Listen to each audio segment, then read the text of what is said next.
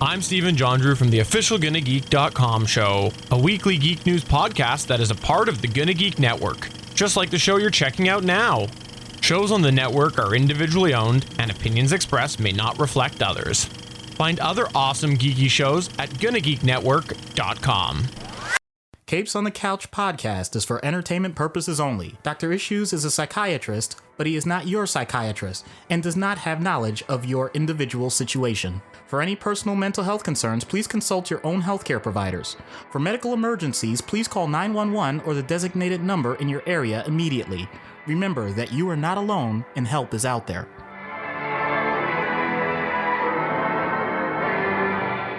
Hello and welcome to Capes on the Couch, where comics get counseling. I'm Anthony Sitko. And I'm Dr. Issues. This is issue number 159, and with the upcoming release of Black Panther: Wakanda Forever, we are covering Namor the Submariner. I know we had initially said we were going to be doing Mystique and Poison Ivy and then Namor. Then we had some really good interviews that came up, and we wanted to get those in the queue. So we're doing Namor, and then we'll get to Mystique and Poison Ivy. So we just shuffled the order a little bit, but we wanted to keep Namor in this release slot specifically because of the movie coming out. So we've got more plans for additional episodes coming up, and those will be, again, released early on our Patreon. And speaking of our Patreon, I want to give a special shout out to our newest Patreon citizen, Amar-Kareem. Thank you so much for joining us, joining the fantastic fans and support that we have here on this show. You can become another awesome citizen or patron like Amar-Kareem and go to patreon.com/capesonthecouch and subscribe. $1, $3, or $5 a month will get you additional material, early access. Doc and I are talking about seeing Black Panther and maybe doing a little, Anthony and Doc give our reviews, our thoughts. We've got a lot of really cool stuff coming up for January, some really big stuff planned for our Patreon, and specifically perhaps a live watch party of a movie with the theme that we have coming up for our January releases. So if you're not already subscribed to our Patreon, check out the link. It's in the show notes as well. Get in there, and then you can join the Discord, and we can have this fun conversation. Looking forward to a lot of stuff. I did say, though, in the Discord that I have all these great ideas, and that's the hyperactivity part of the ADHD, is I get all these fantastic ideas, and it comes down to actually time to do it, and that's where things kind of fall to pieces. Well, the good news is we establish our own timelines for things. We don't have to be subjected to what other people think. That's the beauty of having a podcast. Fair enough, but I just get so excited and fired up about these things, and then I don't get a chance to pull them off, and then I feel disappointed because then I'm like, why did I have these great ideas if I don't have the time to do it? And then I just end up kicking myself. That's also anxiety, which that's a whole other thing. This is not going to turn into a therapy session. Let's talk about Namor. Namor McKenzie.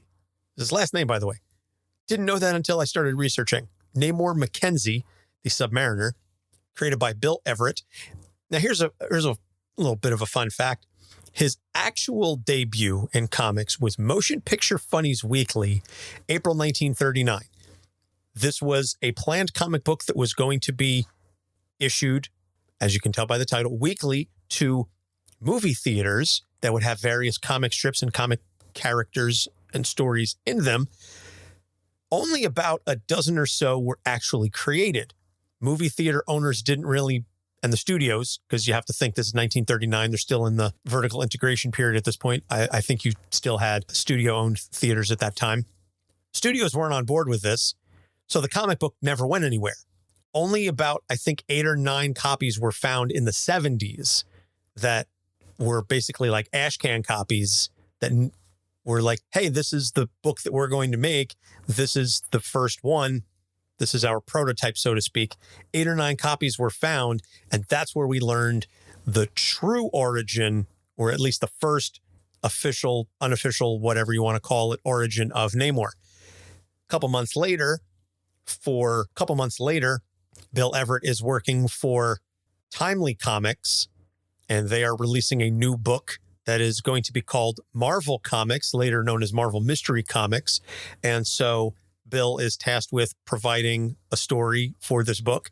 And so he takes his original 8-page origin story for Namor, tacks on a couple of additional pages, and so creates a 12-page story. And that is the first wide release, quote unquote, official debut of Namor the Submariner in October 1939. And so he is literally in the very first Marvel comic ever released by Timely Comics, debuting alongside the Human Torch, Jim Hammond, not to be confused with Johnny Storm, Hazar, and the Angel.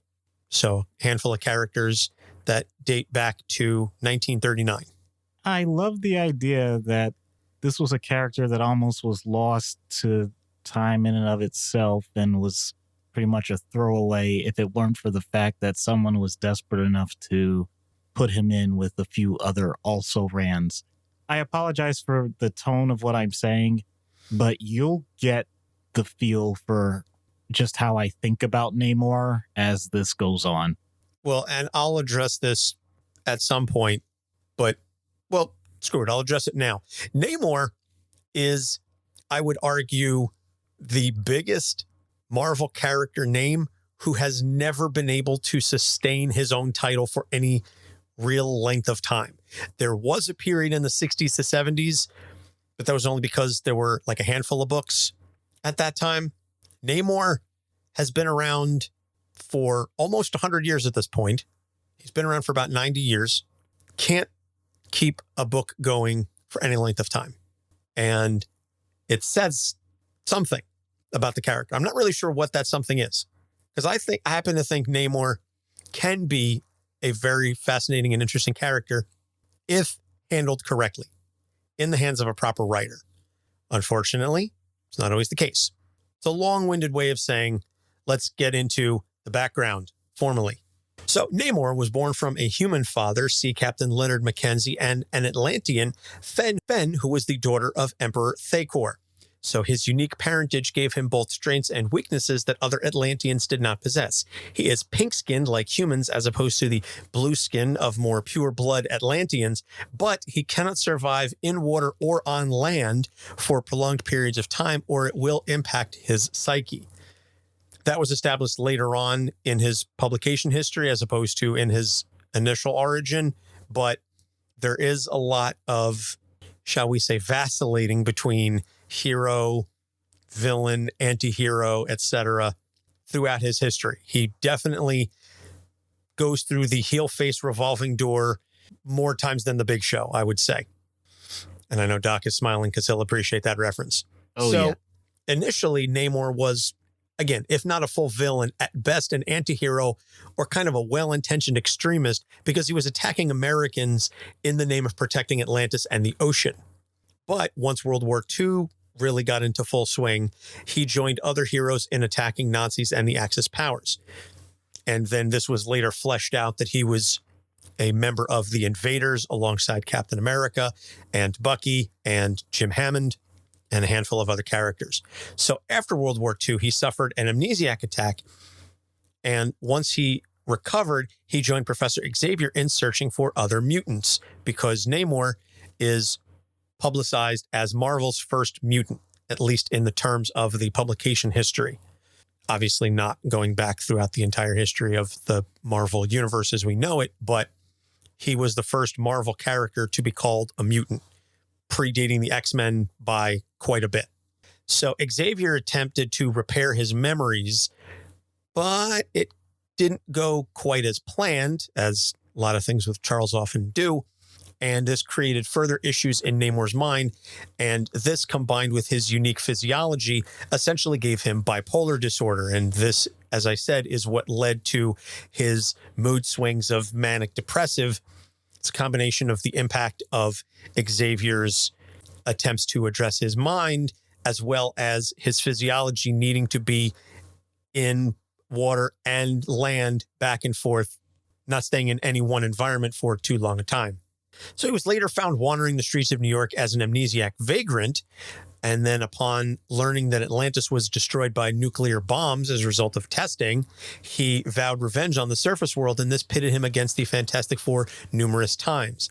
And upon first encountering the Fantastic Four, he meets one Sue Storm, later Sue Richards. And you can go back and listen to our recent episode on Sue Storm Richards, to learn all about Namor and how he attempts several times to woo Susan away from Reed. And Sue admits she's attracted to Namor, but she ultimately stays loyal to her husband.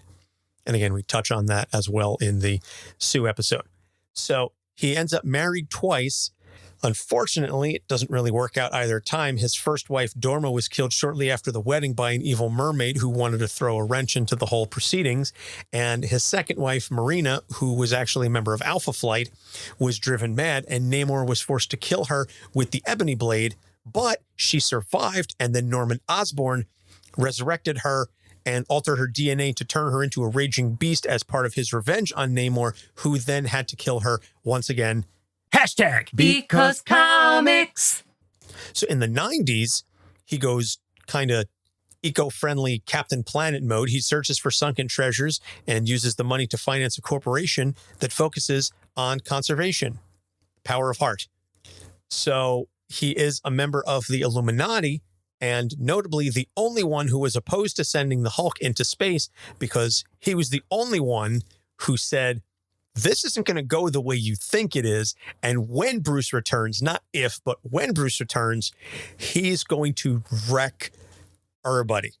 And so, not surprisingly enough, when Bruce did in fact return in World War Hulk, Namor was the only one that Bruce didn't seek vengeance upon. Yeah, I will definitely give credit for that one, because it was one of those odd man in the room moments. And I love this. I always equate it, though, to sports, where people who are professionals at what they do and coaches who have been doing things for decades and all this stuff feel like they've seen everything, know everything. And once in a while, I've always thought, whether they're on the same level or not, you should have someone that's not directly connected with a situation to point out your blind spot. Just to say, hey, you might want to call a timeout here. I know you didn't think about it then, but just give someone a different idea. Namor was that guy. And as much as I'm, spoiler alert, going to rag on him, I think that was a great point in his arc. Yeah, definitely. It reminded me of that thing on the evil overlord list. One of them is, I'm going to have an 8-year-old review my grand schemes, and if they see any gaping plot holes or anything major flaws, that's something that's going to need to be addressed before we move forward with executing the plan. This is very much that idea. I think it was a Marx Brothers quote. Why this contract is so simple? A 5-year-old could figure it out. Somebody give me a 5-year-old. I can't make heads or tails of this thing. So, due to his mutant abilities, he formally joins the X-Men and is one of the Phoenix Five during AVX, but he is the first one to be defeated and lose his Phoenix Force powers. So Namor then gets killed by the Squadron Supreme in retaliation for his numerous attacks on Earth and other worlds, but this is undone by time travel after the team realizes that Namor's murder would lead to global destruction. This is part of Civil War II, and Ulysses, the precog Inhuman, and they ultimately get a vision that after Namor's death, things really start to spiral downhill.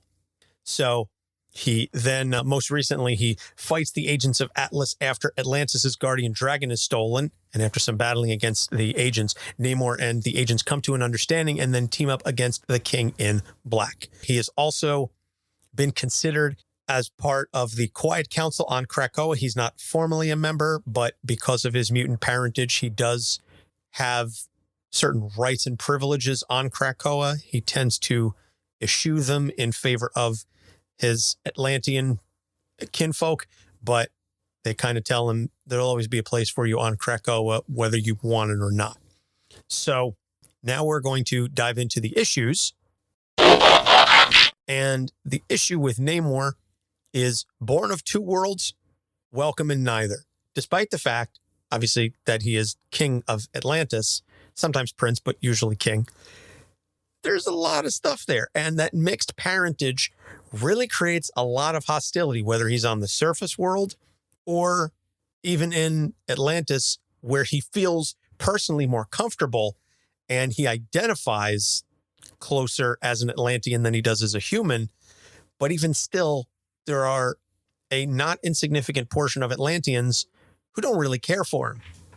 Yeah, and that goes for anybody that, be this a matter of race, a matter of culture, different religions, different socioeconomic statuses. There's a lot of possibilities where you end up with a huge disparity, and there's really no clean way to go about it in terms of what you decide to do with that information. Obviously, as I've said before, everything is a genetic lottery. So there's random chance in terms of how you were created, where you were created, et cetera, et cetera. But once it's there, you can usually learn pretty quickly how your parents view things. And this may sound counterintuitive, but your parents themselves may not be comfortable with parts of who you are because they may have, let's say, favored one type of culture or one race or one religion above all else. And they've made that decision, but that doesn't mean that you have. And heaven forbid, other people around you, let's go ahead and just go down the race rabbit hole. They notice that you look a certain way. And for some people, it could be a true blend. And it's amorphous. You don't know exactly what their background is just by looking at them. For other people, it's very clear that there's, well, a skin tone difference. I'll just go ahead and say it, because amongst people within those particular groups of races, you can have different reactions within the same race. And I could get very personal on this with what I've seen, which, boy, oh boy, it can be potentially devastating in terms of how your own social group, especially at certain ages, really decide how they're going to see you. Are they going to see you as someone accepted, or are they going to see you as an outcast? And how you emotionally respond to that, you can rebel, you can embrace, you can shun, you can isolate. All those things are things that I've seen with many patients that have described these situations to me. And then, of course, how do you maintain or improve or degrade your relationship with your family? How do they see you? These are all potential points for emotional growth, but also significant trauma. And I'm not here to say that there's one known pattern as to how all of this goes. That's pretty much the point. This can be incredibly chaotic. And someone like Namor, especially since there's some level of authority that goes along with this, he doesn't get a choice in how quickly he has to respond. And comics, once again, does a great job of pointing out, dude, you're living in water with other blue people that look nothing like you except for your ears and some of your physique. Like, you're gonna stand out. You really didn't get a say in that. You can pass for human amongst humans, and they may say you have something a little different about you, and maybe that would make you more comfortable, but philosophically, he doesn't. He actually prefers the Atlantean side. So now you have a really weird setup. Physically, those people say, you're weird, but from an intellectual standpoint, it's like, yeah, you're one of us. Like, well, can I have it both, please? And no one ever really gives him an acceptable answer. And it's not on any one person to ever give someone an acceptable answer when it comes to their cultural and socioeconomic points in life. But it would be nice if, when these things happen to Namor, he at least acknowledged that it's happening in real time. What I think he tends to do is he focuses so heavily on how wonderful he's able to fight for what he considers to be the right side, while everybody else is saying, dude, it sounds like it's painful and a struggle. And it's literally just, don't go there. That just creates even more emotional barriers for him, in my opinion. Yeah, a lot of the things that you talked about, Doc, are issues that a lot of folks from, as we said, either mixed heritage families or biracial families can absolutely understand me as a white dude. It's not anything I have any personal experience with, but it is something that I am aware of. And with that, I don't really feel comfortable on commenting because, again, it's just not anything that I have any personal experience with other than to say I know it exists. And I can't imagine what the folks who undergo that kind of colorism and prejudice have to deal with, both internally within their own families as well as externally from the outside world. I know it was very much a thing in Imitation of Life, which is one of my mom's favorite movies. It's a film I watched many times growing up.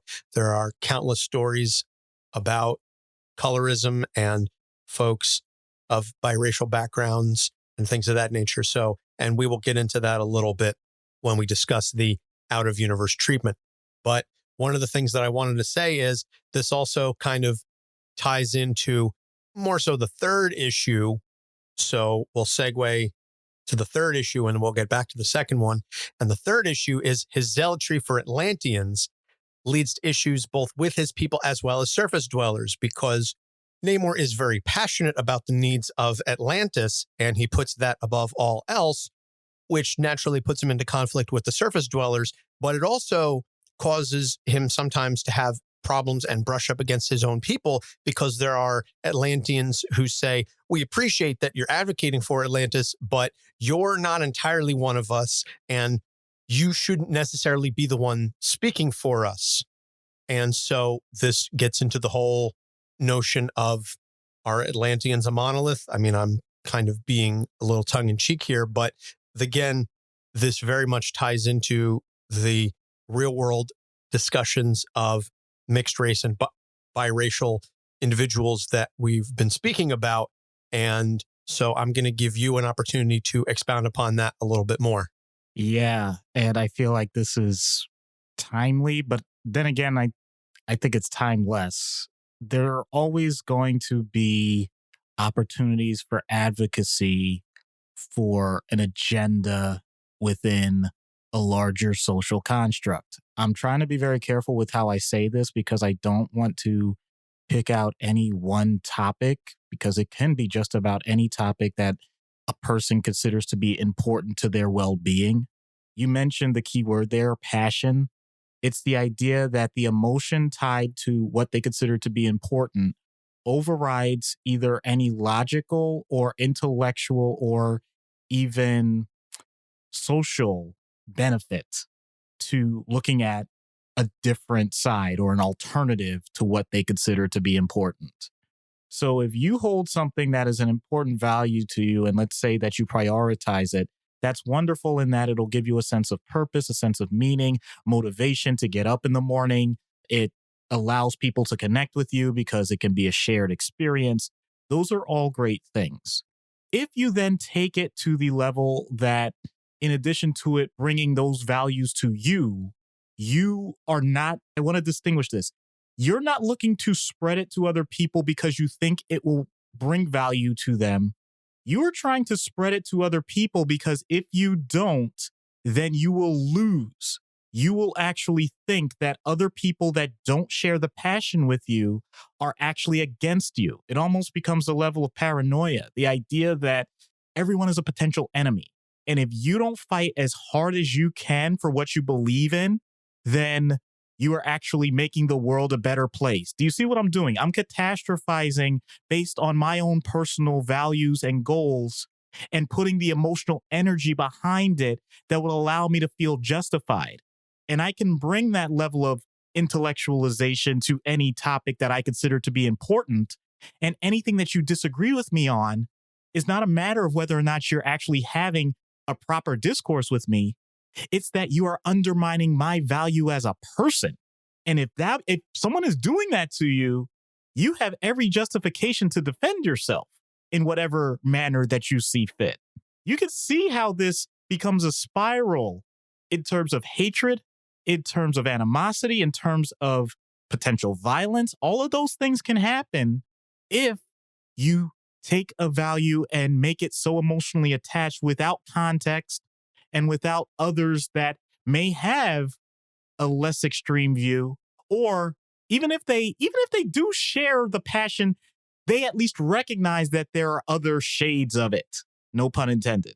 So Namor throughout the comics is hardcore about Atlanteans and about Atlantis and all of it.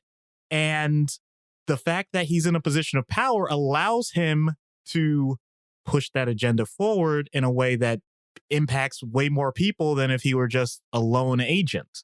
I can't imagine if I'm under that regime thinking to myself, I just want my Atlantean children to grow up in a safe environment and not have to worry about outside forces influencing my life. But I'm not looking to start a war with anybody else. But my ruler feels otherwise. And now I have to make sure I don't say anything out of line, or I'm going to be his next target, even though in theory I support him. I'm really not trying to name names or name countries or name my own country. I'm really making sure that people recognize this comrade. Yes, everyone gets what point you are making. Is good to understand. Oh, yes. But my point is, you can go back centuries. You don't have to do modern times either. Like I said, it's timely and timeless. And that mindset, I appreciate people that love what they do and how they do it and where they come from and wanting to make things better. Just don't do it at the expense of intentionally making things worse for those around you. But all jokes aside, you're never going to get a leader outside of a totalitarian state who claims to be able to speak for every single one of their constituents. But good leaders know enough to take all voices and many different factors into account when trying to come up with an agenda and find a platform that promotes the biggest good or the greatest good. Whether or not that works in the real world is for a separate podcast to discuss. That's certainly not our bailiwick. But in any event, moving to, I guess, the final issue, which, as I said, was technically second in the show notes, but it kind of worked out better to segue now for the third one, is his unique physiology leads to bipolar disorder, or at the very least manic depressive swings. Now this, as we said, was not something that was created when he was established as a character, but later on, one of the writers used this sort of as a cheat to explain why he was sometimes heroic, sometimes villainous, et cetera, et cetera. And it's this notion that if he spends too much time in the water or too much time on land, it impacts the oxygen levels in his body, and that creates an imbalance in his brain, and that's what leads to his behavioral swings. Now, this is something that when you and I were first establishing the podcast, we talked about using certain examples from comic books to say, this is realistic, this is not realistic, et cetera, et cetera. But I know that we haven't quite gone down that path in quite some time, but there are ways to show good bipolar disorder and bad bipolar disorder, but I will let you speak more on the physiology and the body chemistry aspect of that and how it relates to the psychology. Yeah, don't worry about this, folks. That's ridiculous. But I can tie it to something directly related to quote unquote physiology and potential bipolar disorder. One of the biggest components of our functionality is the concept of sleep. It literally means that your nervous system, especially your autonomic system, is going to be on autopilot for a while, and your conscious functions are going to be in standby mode. Not really doing much, quote unquote, but very important for us to be able to function. Well, what happens if you test that?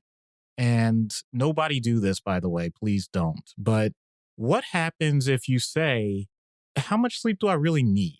You know, like truly need. Everybody's heard the tropes now, 6 to 8 hours, whatever. But we've had some people in my life, I know that I was a med student, pull all-nighters, study, as much as you can, cramming for a test and whatnot. Or maybe you're a shift worker and you just went from the day shift and they ask you to do the night shift now. So you've heard the thing like, well, you got to stay up because otherwise you're going to really be messed up in terms of when you try and sleep again. Whatever. Or if you're a new parent and you have a baby who decides that they don't want to sleep all the way through the night, not naming names, not speaking from personal experience at all, just, maybe just throwing it out there kind of idea, if you know anybody like that. Right. Well, I'm going to add in a fictional tale, and I have told this to patients. Anthony, you may be familiar with this one if you've ever heard the tale of Don Quixote. Well, early on in that book, it starts off, mucho leer y poco dormir. He loved being in the library, he loved reading, and he would do it at the expense of actually sleeping. And yes, human beings, I'm sorry if I'm not talking to Atlanteans now, but you can go days and days without sleeping. And what usually happens when someone does that, aside from the irritability that you would expect or the drowsiness that you would expect? Well, for whatever reason, maybe it has to do with the shift in our cortisol levels because we are automatically inducing more stress hormones. Maybe it has to do with the idea that we are not adjusting to our light sources, which in modern society is a problem anyway, because being exposed to natural sunlight is much less likely in urban environments, especially if you live indoors with artificial lighting like we all do. Maybe it has to do with pure fact that our work schedules are no longer agrarian and much more industrialized to the point that you literally can do goal-oriented tasks ad infinitum without anything to naturally say, unlike, let's say, an outdoor type of work where when you're tired, you're done, or when the sun's going down to go back to the light thing. The point is all these factors play into the notion that you can induce a manic episode this way.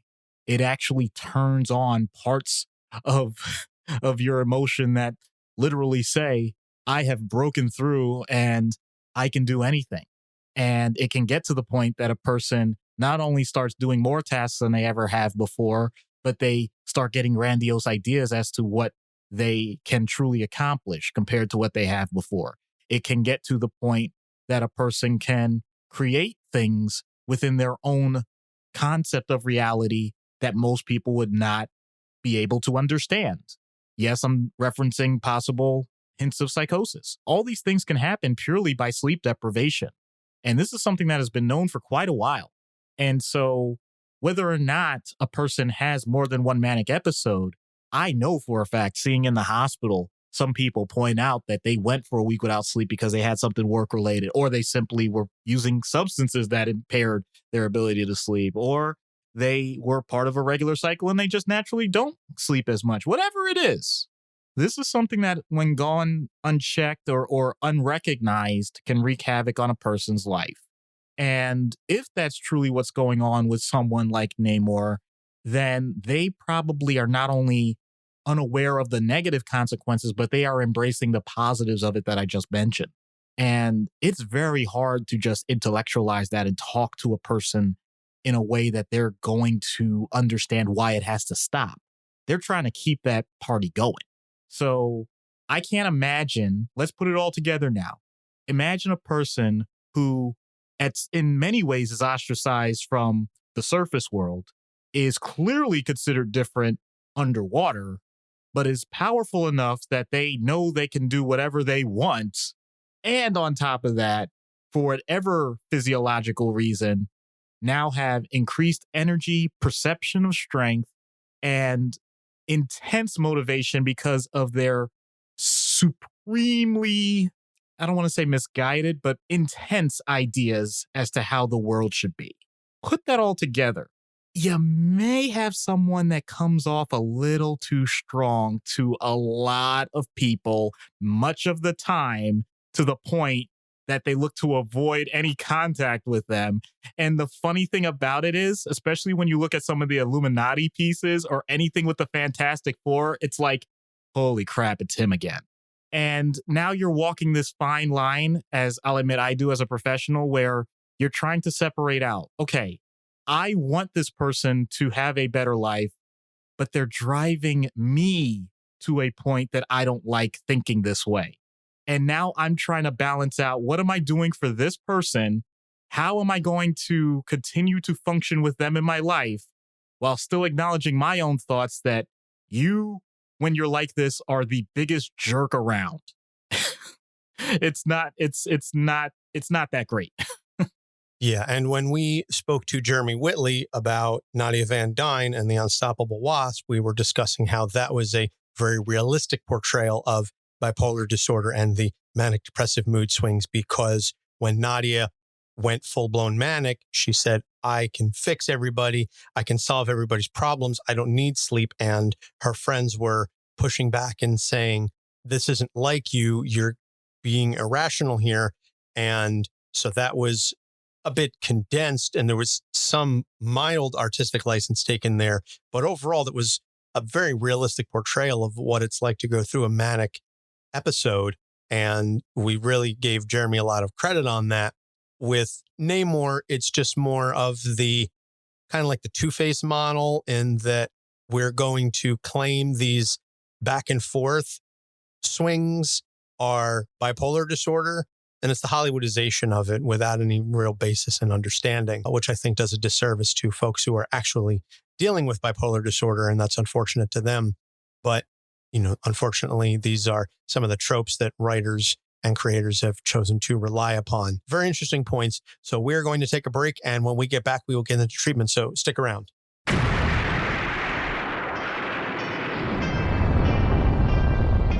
I am Connor from the House of L. And I am Ray from the House of Zod. We are two of the many, many survivors of Krypton's destruction, and we have made our home in Australia, and dare I say, have become Australians, for better or worse. But we have also decided to read Superman comics, read Superman books, watch Superman shows, cartoons, movies, basically everything Superman, and from an Australian perspective as well. Whether you're a seasoned fan, like me, or whether you are coming in fresh, wide-eyed and wanting to learn more like me, then this podcast is for you. Join us for our bi-weekly adventures available on all good podcast catchers. So just search for Last Sons of Krypton, a Superman podcast. We'll be coming to you from Australia or some cosmic dimension, wherever we are that week. Up, and away.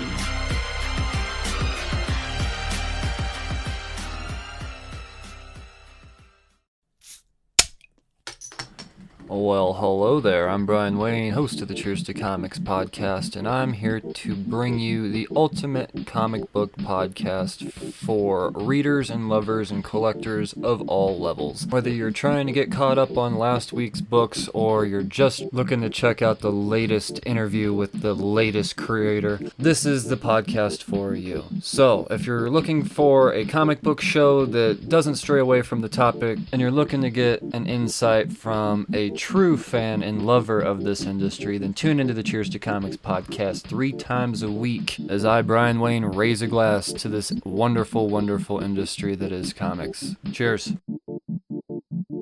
I'm Megan Fitzmartin, and you're listening to Capes on the Couch, where comics get counseling. And we're back. So treatment.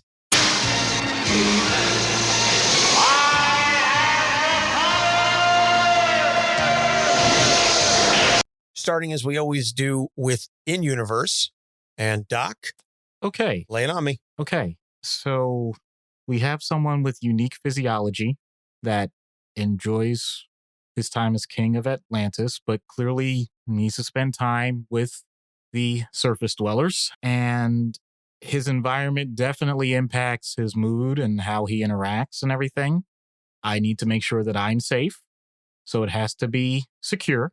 And I want a balance, because obviously I don't want him to be hurt, but I also don't need him to be like totally powered up and ready to assault me with every insult. Not that I'm trying to insult him, but he'll take it as insults.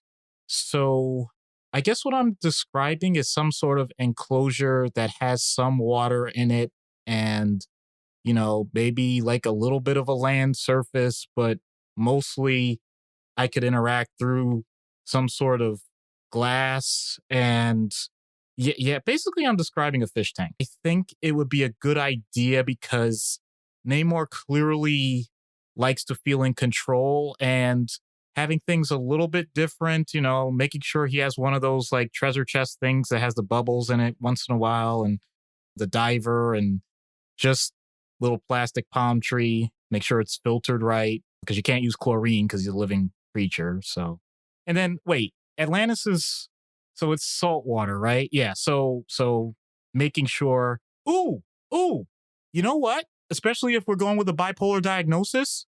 I mean, true, it's sodium chloride, but in that case, if we can get aqueous lithium, that way it's just absorbed, that might be more effective. No?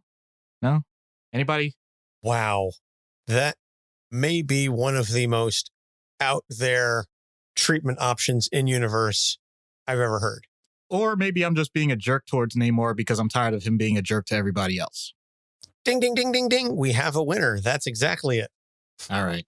Not really sure how ethical that is as a medical health professional to say, well, you're a dick to everybody else. I'm going to be a dick to you. Yeah. But I mean, it might work. Or he, I was going to say, he'd probably just somehow break through and just put me in my place, but whatever. Yeah. He can go toe to toe with the Hulk. So not really sure how well that's going to work. Plus he can fly. He's got those little ankle wings, which we didn't really get into. But anyway, out of universe then, eliminating the powers, obviously, you still have the issue of mixed parentage. And we did discuss it to some extent when we were describing the issues, but it's not really too difficult to come up with a corollary for any number of people with mixed race parentage, people who are of two vastly disparate cultures that feel that they're not really welcomed by people in either culture because they're not entirely of that culture. And again, speaking as a white dude, this is well outside of my expertise, but I know it exists. So I would say that part of the challenge in these types of cases is that not only are you trying to get the person's perspective on what they want their relationships to be within those different cultures, but what influence either with the people that are relevant to them, family, acquaintances, work environment, et cetera, that may be playing a factor in how they view things, but also their own interpretation of what those cultures say about treatment. There are still several cultures that have a proclivity to shun the idea of a mental health diagnosis, let alone mental health treatment. So the person themselves, it can go any number of combinations. It could be a person that didn't want treatment, but someone else of a culture that's more accepting is looking for that person to get treatment, and therefore you're dealing with a reluctant patient, or you're dealing with a patient that's getting treatment in secret and doesn't want anybody else of a certain group to know that they're getting treatment, or else they'll be shunned, or simply forget all the cultural things. It's just simply, this is a lot to deal with on both sides, and I just need an impartial referee. Whatever combination of those things, it's up to the therapist to decipher which one of those takes highest priority based on what the patient is describing is causing the most turmoil for them, and to go ahead and make sure we cover all of the issues. If someone is diagnosed formally with bipolar disorder for whatever reason, whatever the initial event that led them to that, let's go with the physiological part, that they have noticed that it seems to happen more when they are stressed out at work and they're sleep deprived, and that puts them at risk for manic episodes, things like that. Then we may focus more on sleep hygiene or giving a medication that can help with sleep. We may focus more on medication where the side effect of that medication is used as a benefit and helps them sleep, even if it is for mood stabilization purposes. So there are some opportunities there to, streamline the treatment, which I know is one of the things that's said as an insult to our profession, where sometimes people think that we're trying to use too many medications at once. And it is something that we have to take into consideration. So all those things together, of course, while I know I always say that it's over a long period of time that you sort of gather these things and sort them out, I will say that especially from a medication management piece, some people can get results very quickly and be incredibly grateful, if not for them, then for the people around them if they're going through a manic episode. So it's definitely one of those situations where we're trying to stabilize a crisis situation. And once again, I'll point out my bias because of my current work is in the acute care hospital setting and everything else. But even if we were talking outpatient, there may be situations where they may not require hospitalization, but still have an opportunity to get to a more stable place so that it avoids a hospitalization. And then from there, start digging into some of the other factors that led to the exacerbation in the first place. Yeah, there are so many factors, as you said, to be taken into consideration here, especially in this real world setting, that it's not an easy thing to try and come up with a treatment plan without looking at the specifics. Because again, even just looking at the cultural impacts to that point, every culture is going to receive some of those things differently, some of these concepts differently. And so you would absolutely have to tailor the presentation and the treatment plans to those culture and those cultural factors that are perhaps butting up against the need for the treatment. And so you have to know your audience is essentially what it comes down to. So I don't envy anybody that's doing the hard work like that on the day in, day out. You know, that's obviously not a knock against the folks that are doing this on the emergency level, but the people that are trying to get this treatment in the non-emergency settings on the regular treatment basis, hats off to every single one of you. It is yeoman's work. And again, you know, we say all the time on this program, and we were even just talking with Dr. Perkins about it, we just need more folks doing this work. We need more people doing this work. We need to give them more resources and help them manage the care that they're providing better. So there's a lot to unpack there. It really, truly is. So all of that being said, we're going to come up for air and see what happens when we get Namor on Dr. Issues' couch. Hello, Namor. I'm Dr. Issues. I am King Namor, ruler of Atlantis. I am not one of your colleagues. We are not fraternizing over a beverage. You will address me accordingly. My apologies, Your Majesty, Your Highness, Your Atlantean Majestic Highness. I'm bad at this. I gave you one job, and yet you have failed.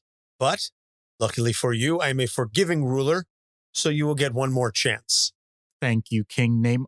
Wait, you don't rule me. That is not the point. As long as you show the proper respect and the appropriate decorum, then I have no quarrel with you. Very well, then.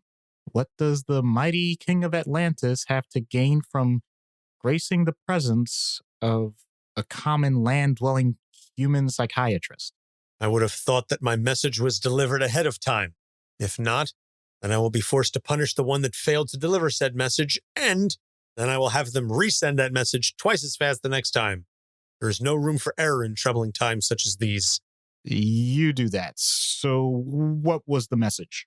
That I, albeit one of the most important figures in existence, has made his mark on the world.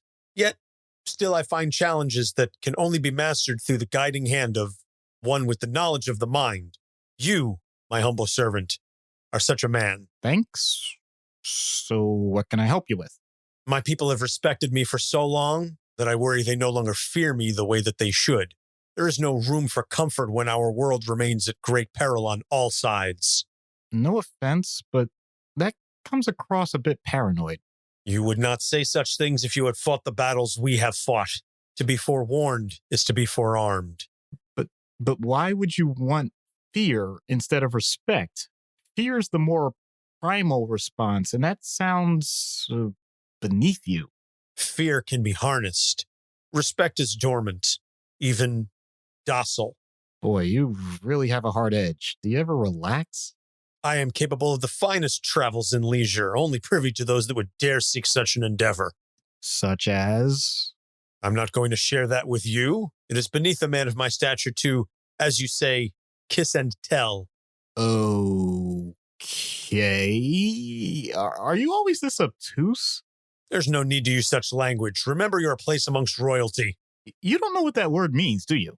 Kingdom of Atlantis has no need for obscure vocabulary. We speak directly. We are a people of action. I get that. All you talk about so far is your people. I mean, that's nice, but the point of individual therapy is the individual. So what do you want to change, like about yourself? Nothing. Then we're done here. What's the point? You once again have a misguided approach. I am saying that I value consistency, tradition, honor, or are these concepts too obtuse for you to comprehend? I think you got lucky using that word correctly. But anyway, to summarize, you want permanent, everlasting control of that which is important to you. Now we are speaking the right language. As a psychiatrist, I must inform you, King Namor of the Atlanteans, that I am in no position to make any such guarantee that our sessions will yield that result. I see. You need to work on your delivery of sarcasm. It does not match any of my rivals for wit or passion. You're used to people talking to you that way. Did you ever think that it's because you get under the skin of every person you meet? A pearl is made by an irritant of sand in an oyster's mouth, and yet not every oyster produces a pearl. My lot in life is to create more treasures of the sea. Why should I care if others are intolerant of my grit? I'm not sure that's a lot in life instead of a conscious choice. That is not a question. I don't think I wanted it to be a question. Anyway, you're blocking my attempts to understand your emotions, your thought process, even your values. What do you want from me? Well, you haven't attempted to throw me out of your office yet, so that tells me you are more tolerant than most plebs. Here's a list of every goal that is relevant to my success.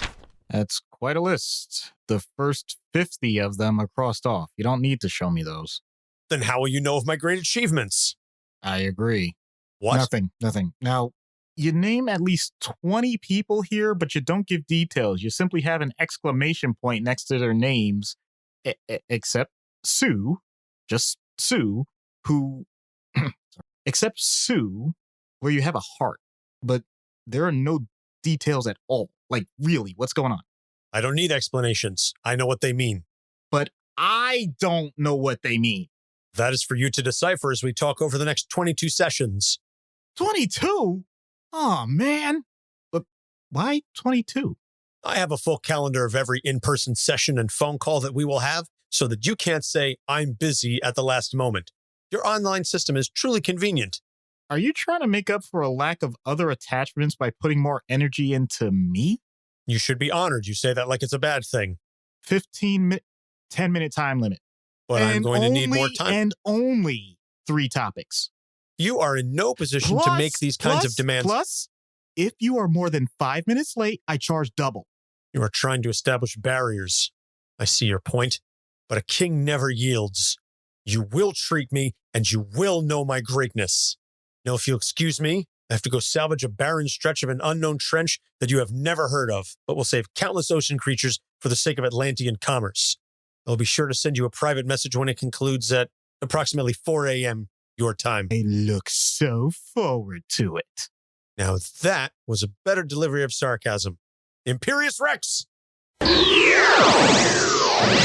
Wow, he is just a jackass. Everybody has these people you interact with in life. And let me tell you, for counselors, therapists, psychologists, psychiatrists, social workers, we are just as human and struggle just as much to get through those times whenever we're seeing these people. Just letting you know. Yep. I bet you have a lot to say about DMs. I mean, in your DMs. Ooh. Ooh. Yeah. That's a reference again. Only about maybe 2 to 3 people listening to the show are going to get. But you got it, and that's what matters. So, recommended reading. As I said, there's not a lengthy run outside of, I think, like the 70s that Namor has a book. But I guess it was maybe about 8 or so years ago. It's a mini series. It's called Submariner: The Depths. And it is a updated retelling of a lot of the Namor mythos. And it treats Namor like this entity. He's I don't want to say like a Michael Myers sense, but it's very much this creepy, foreboding presence around the submarine because these oceanographers are discovering Atlantis. They're surface dwellers, and they're like, oh, we're out to search for Atlantis. And Namor is out to completely ruin their day. And he's very much, it's almost kind of like The Thing, or not the Ben Grimm. I'm talking about like the John Carpenter Thing. He's this thing that just kind of moves around the story. It's about him, but he's Jaws, essentially. That's really what I was getting at. It's a fantastic story. It's creepy as all hell. This is very much a horror-esque comic. So I thoroughly enjoyed it. And I'm not someone who's really big into horror, but just the atmosphere and the artwork and everything. This version of Namor is like black eyes. He's very different, very creepy looking. So I would strongly encourage you to check it out. Again, not the most, I would say, on-brand version of Namor I've ever read, but it's a great story. And for that, I'm willing to say you can bend the character a little bit to make it fit better. So upcoming episodes, again, provided there's no additional interviews or things that pop up, listen, sometimes we book interviews and it's just like, oh, hey, this is a great conversation. We're just going to stick this in the pipeline somewhere. And things get shifted around. It happens. So upcoming episodes, Mystique and Poison Ivy, which we kind of already previously announced, and Moira McTaggart. So a lot of women coming up. Just kind of worked out that way. So again, major thank you to our new Patreon citizen, Amar-Kareem. You can check out patreon.com/capesonthecouch and you can subscribe, unlock some additional content. As we said, this episode is being released to tie in with the Black Panther movie, which hopefully Doc and I will get a chance to see. And if we do get a chance to go together, we will release a Patreon exclusive Doc and Anthony's thoughts about the movie. So if you want to listen to that, subscribe. Go ahead.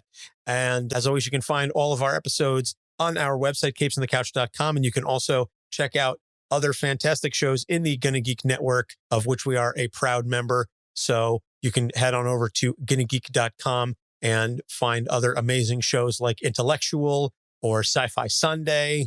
So we are, as I said, a proud member of the Gonna Geek network, and hopefully in the not too distant future, we'll be live streaming these on the gonnageek.com website or geeks.live. You can also follow us on social media, Facebook, Instagram, Twitter, and TikTok at Capes on the Couch. You can email us at capesonthecouch@gmail.com.